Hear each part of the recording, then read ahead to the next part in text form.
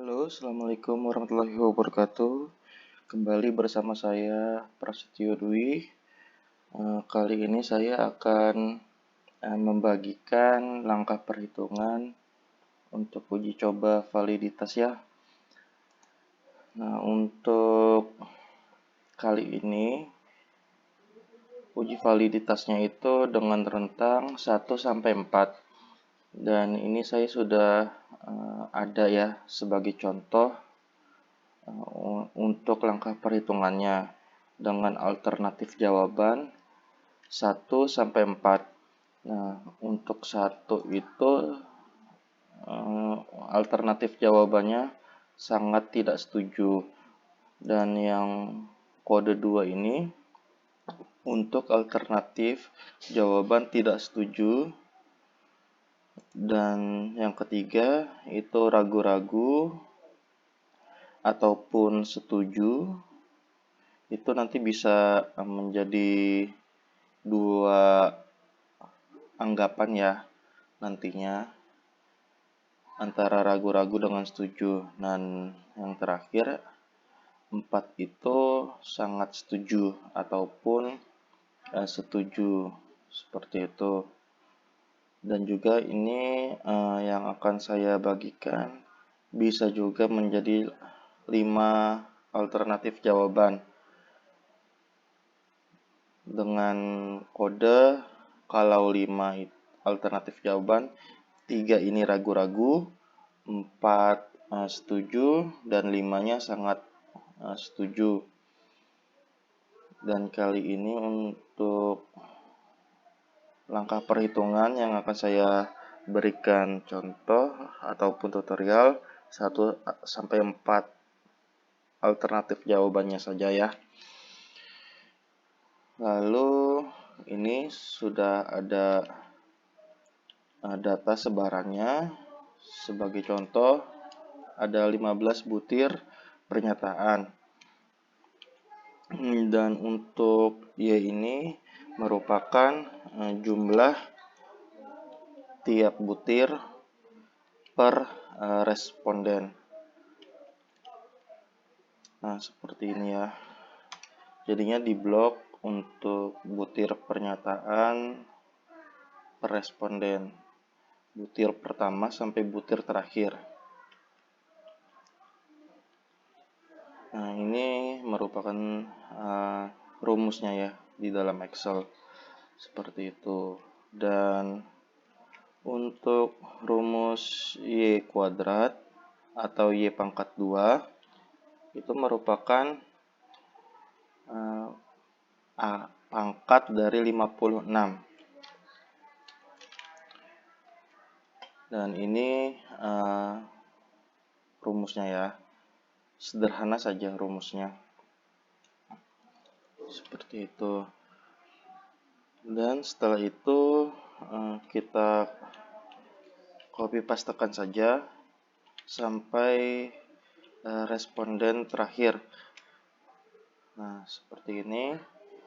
Dan saya membuat contoh respondennya itu sebanyak 15 responden. Dan lalu untuk sigma X itu merupakan penjumlahan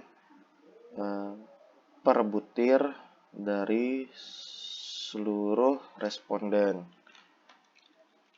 Berbeda dengan yang Y tadi ya untuk penjumlahan yang Y. Nah, lalu di copy pastekan saja ke samping. Dan hasilnya seperti ini. Nah, kalau untuk yang sigma X kuadrat atau sigma X pangkat 2 itu menggunakan rumus Chomsky. Di copy pastekan saja lalu di enter.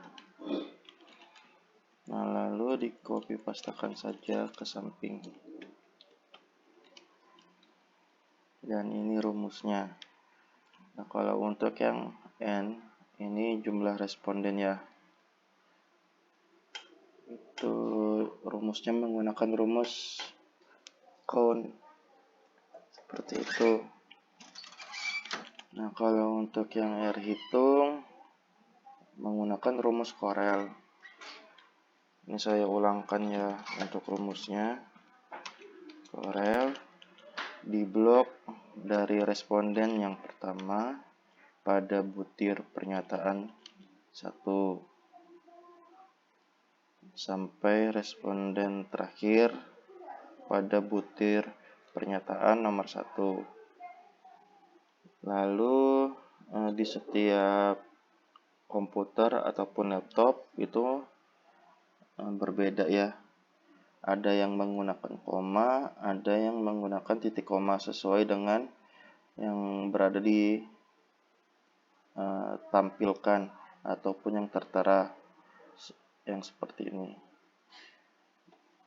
Nah, di laptop saya itu atau di komputer saya menggunakan titik koma. Nah, setelah itu blok yang pada bagian penjumlahan yang Y sampai responden terakhir dari responden yang pertama. Setelah itu pada keyboard tekan tanda F4 untuk menampilkan dolar. Tanda S garis seperti ini kurang lebih. Tekan F4 pada keyboard. Ada juga yang menggunakan Fn F4 pada keyboard. Jadinya tergantung laptop yang digunakan ataupun komputer yang digunakan. Setelah itu tutup kurung seperti ini ya, dan enter saja. Nah, hasilnya akan muncul. Lalu setelah itu di copy pastekan saja ke samping. Oke. Nah, fungsi dari tanda dolar ini itu untuk mempertahankan penjumlahan pada di kolom Y ini ya. Seperti itu. Sehingga apabila di copy pastekan ke samping tidak berubah posisinya. Hanya untuk yang di kolom butir pernyataan ataupun yang berwarna biru ya, seperti yang terlihat di layar. Seperti itu. Nah, ini ya, yang berubah hanya butir pernyataannya saja atau kolom yang berwarna biru yang di blok seperti itu. Nah, ini untuk Airtable ya. Banyak sekali yang menanyakan ke saya untuk mendapatkan nilai Airtable itu bagaimana caranya. Ini saya bagikan ya ilmu ataupun pengetahuan yang saya miliki untuk mendapatkan nilai Airtable. Nah, kurang lebih seperti ini. Nah, untuk yang 0,05 ini merupakan taraf signifikan ataupun nilai signifikansinya seperti itu.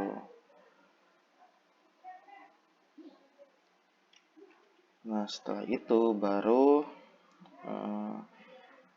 dibuatlah kesimpulan.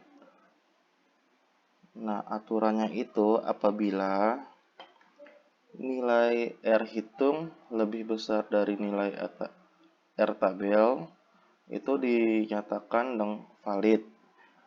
Justru sebaliknya, kalau R hitung lebih kecil daripada Airtable itu dinyatakan drop. Seperti itu, dan ini merupakan cara ataupun langkah di dalam Excel untuk menentukan valid dan dropnya. Jadinya ini rumus logika ya di dalam Excel seperti itu.